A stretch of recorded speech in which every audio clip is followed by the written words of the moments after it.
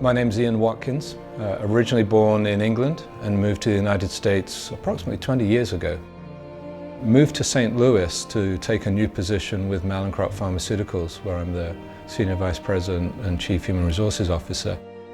As part of our relocation from Philadelphia to St. Louis, the company provided us with some support services, and we were introduced to an organization called William French Realtors.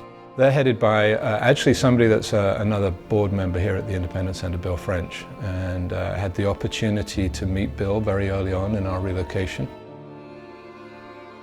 And in the spring of 2013, Bill invited me to join him as a guest at the Independent Center's Golf Day. And Bill very kindly offered to pick me up and run me down to Forest Park for the event.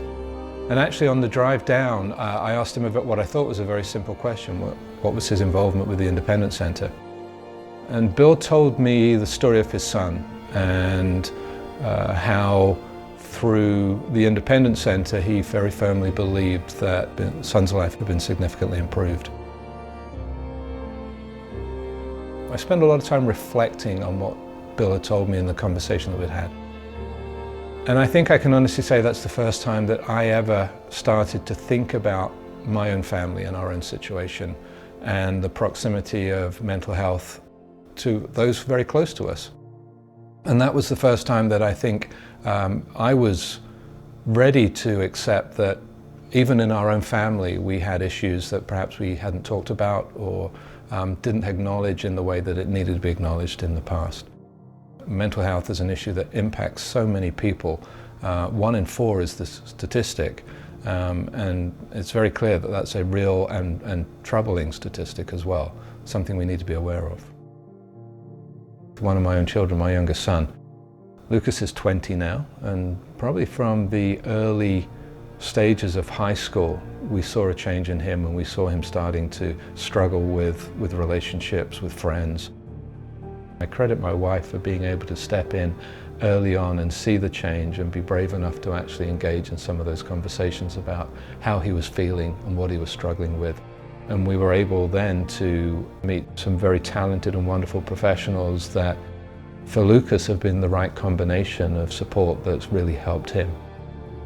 Without the right support, without being willing to have those conversations, it's just not going to cure itself, it's going to get worse. And for those that are suffering, that isolation and the associated stigma really can be the difference between life and death unless there's help there. I've learned a lot during my time with the Independent Center. I've learned a lot about myself. I've learned a lot about mental health and mental illness. I've learned a lot about what some very basic levels of support can mean to people and the benefit that can be provided from that. Well, I think for anybody that is interested in getting involved more with the Independent Center, the first thing I encourage anybody to do is be curious, ask questions. A lot of board members here this evening, a lot of members here this evening. I would encourage you to go and find them, talk to them, ask them about why they're involved and what their story is. If you have the opportunity to talk to a member, ask the member about what the Independent Center means to them and what difference it makes in their lives on a daily basis.